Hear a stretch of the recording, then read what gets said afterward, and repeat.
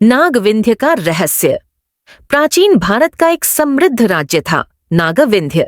चारों ओर पर्वतों से घिरा यह राज्य अपने सौंदर्य, समृद्धि और विचित्र शांति के लिए प्रसिद्ध था। इस राज्य का शासक था राजा आदित्य वर्मा, जो न केवल एक पराक्रमी योद्धा था बल्कि गूढ़ रहस्यों और ग्रंथों का झांता भी था। एक रात राजमहल की सबसे ऊंची मीनार से एक संदेशवाहक कूदकर अपनी जान दे देता है।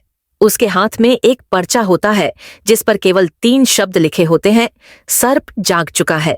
राजा आदित्य वर्मा इस घटना से विचलित हो उठता है।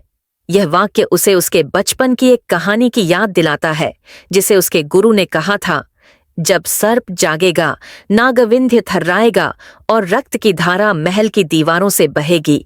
राजा अपने विश्वासपात्र सेनापति विक्रम केतु और राजवैद्य चरक नंदन के साथ इस रहस्य की जड़ तक जाने का निश्चय करता है। तलाशी शुरू होती है और धीरे धीरे महल के तहखानों में छिपी एक प्राचीन सुरंग का पता चलता है जिसमें राजा के पूर्वजों के समय से किसी ने प्रवेश नहीं किया था। राजा को पुराने शिलालेखों और ग्रंथों से पता चलता है कि एक काल में इस राज्य ने एक नाग यज्ञ करके एक महान नाग संत को धोखा दिया था और तब से उसका श्राप राज्य के अस्तित्व पर मंडरा रहा है।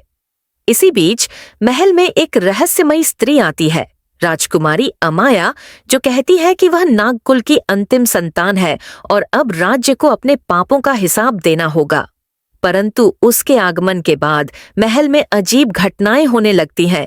राजकुमार बीमार पड़ने लगते हैं, सेनापति गायब हो जाता है और एक दिन राजा को एक नाग मूर्ति के सामने चेतावनी मिलती है, अमावस्या की रात अंतिम अवसर है, वरना राज्य नष्ट होगा। राजा आदित्य वर्मा अमावस्या की रात उस सुरंग में प्रवेश करता है जहां उसे एक गुप्त मंदिर मिलता है।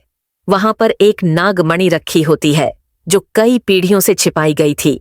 वहीं पर अमाया प्रकट होती है और बताती है कि वह वास्तव में नागवंशी नहीं बल्कि राजा की ही सौतेली बहन है जिसे जन्म के समय त्याग दिया गया था। उसने तांत्रिक विद्या सीखकर यह सब योजना बनाई ताकि राज्य को नष्ट कर सके। परंतु जब वह राजा का साहस और पश्चाताप देखती है तो वह नागमणि को सौंप देती है और स्वयं अग्नि में विलीन हो जाती है। नागमणि को राजवैद्य चरक नंदन संभाल लेता है, लेकिन एक गुप्त मुस्कान के साथ, और अंत में एक शिलालेख दिखाई देता है, जिसने नागमणि को छुआ उसने नाग को जगा दिया। राजा को एहसास होता है कि असली खतरा अब भी शुरू हुआ है।